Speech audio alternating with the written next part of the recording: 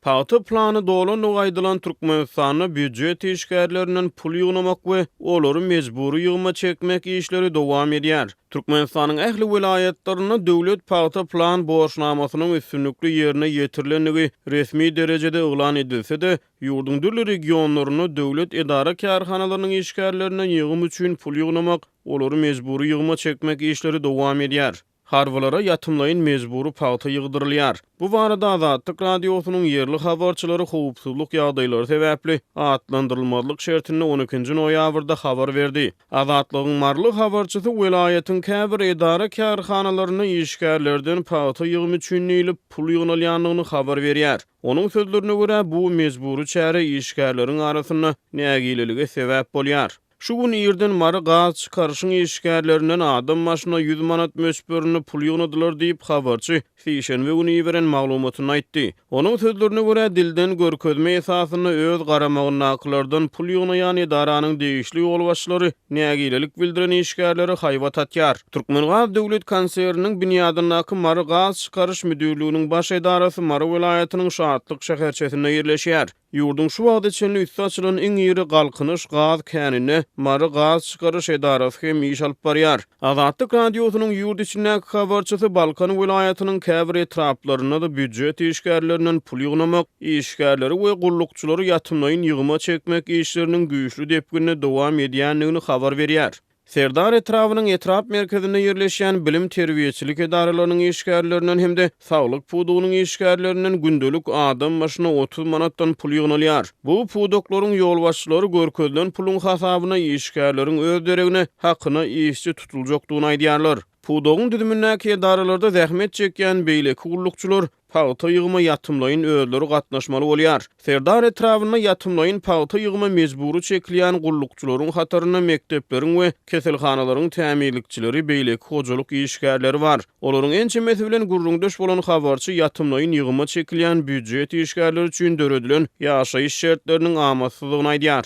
Mejbury ýygymçylar Serdar etrawynyň çerkezli, tutly mämili obalaryny şeýle-de Mawtumul etrawynyň çetki obalaryna paýta ýygmaga ekdilýärler. Mejbury ýygymçylardyň bir büdjet işgärleri bilen çäklenmeýär eýsem, harwalar hem ýygma çekilýär. Serdar şäherine harwy diwiziýanyň polklaryna gulluk edýän eskerler hem ýygma çekilýär. Olara gowuşy meýdanlaryna gurulan palatkalarda ýatymlaýyn paýta ýygdyrýarlar diýip habarçy belleýär. Türkmenistanda dowam edýän ykdysady kynçylyklaryň fonunda suwunlar ýurdun welaýatlarynda we paýtagt Aşgabatda zirdiwli dökülýän çelikleri dörýän adamlary has köp görse bolýar. Aşgabatyň etrapçylarynda zirdiwli dökülýän çelikleri dörýän aýallar we çagalar köpelýär. Olaryň aglaby şäheriň çetki etraplarynda ýa-da owalaryndan gelýärler diýip howpsuzlyk aladalary sebäpli gizliliğiniň şertinde söhbetde bolan Aşgabatly habarçy gurrun berdi. Habarçy bir näçe gün ozal parahat bäş etrapçysynda zirdiwli dörýän 12 ýaşlaryndaky bir oglan bilen söhbetde bolandygyny aýdyp sözüni şeýle dowam etdirdi. Oglondan ýerden gelendigini soranymda ejesi we gyzjygy bilen Gökdepeden gelendigini aýtdy. Şeýle ol ejesi bilen gyzjygysiniň öýleri aýlanyp ýaşaýjylardan ýymy üçin azyk önümlerini soraýandygyny, özüniň bolsa zirdiwilden derege ýarajak zat gözleýändigini gurrun berdi diýip habarçy aýtdy. Azatlyk radiosynyň Balkan we Lebap vilayetlerindäki habarçylary şeýle ýagdaýyň Balkanawat, Türkmenmasy we Türkmenawat şäherlerinde hem gaýtalanýandygyny aýtdylar. Aýdylmagyna görä zirdiwli dörýän aýallar we çagalar esasan çörek ýa-da derege ýarajak soňra satyp boljak egin eskleri gözleýärler. Azatlyň habarçylary soňky döwürde zirdiwli dörýän adamlaryň köpelmegi bilen ýaşaýjylaryň köýüne azyk önümlerini, sultandy çöregi çelikleri dökmän zirdiwli çelikleriniň gapdalynda asyp goýýandygyny hem aýdýarlar. Azatlyk radiosynyň habarçylary soňky ýyllarda ýurtdaky ykdysady kynçylyklaryň, azyk önümleriniň we hyzmatlaryň gymmatlamagynyň hem de gytçylygynyň, şeýle-de iş orunlarynyň ýygyderli kemeldilmeginiň fonunda ýaşaýyş oňşy kynlaşan adamlary barha köp görse bolýandygyny aýdýarlar. Türkmen häkimetleri bu maglumatlary tasdiklap ýa inkar edip çykyş etmeýärler. Kürt medeniýeti Türkiýanyň ýurtdaky käbir türkmen maşgalalary, şol sanyna käbir Türkmenistanyň migrant maşgalalary Demirgazyk Siriýa göçürýändigini aýdýar.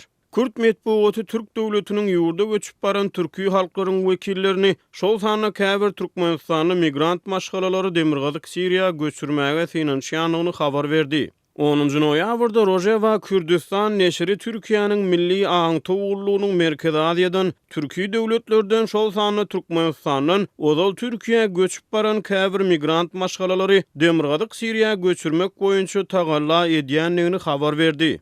Türk döwleti Demirgazyk günnägör Siriýada ele geçiren Ras Al Ayn we Tel Abyad şäherlerini türkiýleşdirmek işlerine başlady. Gelip gowuşan maglumatlara görä Migrasiýa Edarasynyň baş müdürligi Türkiýe respublikalardan ozal Türkiýe göçüp baran käbir maşgalalary Ras Al Ayna we Tel Abyada yerleşdirmek üçin herekete geçdi diýip Kürt medeniýeti ýazýar. Neşriň maglumatyna görä Türkiýanyň milli aňty ugurlugy muny amalaşdyrmak üçin günnägör Türkistan, Türkmenistan, Özbegistan, Azerbaýjan ýaly türki döwletlerden galy bertede Awganystandan Türkiýe emigrasiýa eden köp maşgala bilen duşuşýar. Habarda Türkiýanyň Migrasiýa Edarasynyň seviti göçürilmegi gödeňinde tutulýan türki maşgalalara, şol sany Türkmenistanyň migrant maşgalalary, Türk Gyzylaý we Afat ýaly ýardam guramalarynyň üstü bilen islenip kömegi bermegi wada berýänligi aýdylýar. Maglumata görä Türkiýe Demirgazyk Siriýa bilen serhediň 5 kilometrlik aralygyna esasan türki maşgalalary Siriýanyň has içine aralaşyldygyça ozal Türkiýe bosup baran Siriýaly bosgunlary yerleşdirmegi gödeňinde tutýanyny aýdylýar. Kürt neşri öňe sürilýän bu maglumatlary Türkiýede yerleşýän bosgun lagerlerine, çeşmelerine salgylanyp habar berýär. Türkiýe 9 oktýabrda Türkiýe bilen Demirgazyk Siriýanyň serhet ýakalaryna yerleşýän Ras Al Ayn we Tel Abyad sebitlerine yerleşýän Kürt güýçlerine garşy harby operasiýa girişipdi. Türkmenistan Türkiýe emigrasiýa eden Türkmenistanyň raýatlaryň sany barada statistik maglumatlary hödürlemeýär.